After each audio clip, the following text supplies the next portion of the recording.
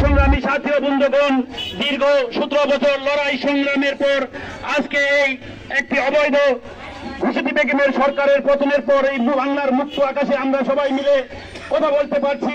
এই জন্য সর্বপ্রথম আমি আল্লাহ তাআলার কাছে জানাই শুকরিয়া। আলহামদুলিল্লাহ।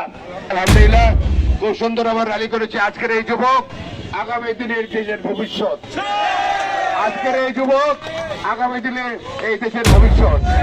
আমরা চাই এই যুবককে ঐক্যবদ্ধ থেকে আগামী দিনে আমাদের যে জাতীয় নির্বাচন আগামী ফেব্রুয়ারিতে আসছে, এই ফেব্রুয়ারিতে আমরা দেখিয়ে দিতে চাই এই যুবককে নিয়ে আমরা সবাই একসঙ্গে থেকে ধানের শীষে আমরা ভোট করবো ইনশাআল্লাহ।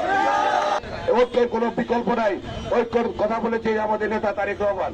আমরা সবাইকে ঐক্যবদ্ধ থাকতে চাই, সবাইকে ঐক্যবদ্ধ থাকার জন্য আহ্বান জানিয়ে আমি কথা বলা শেষ করছি।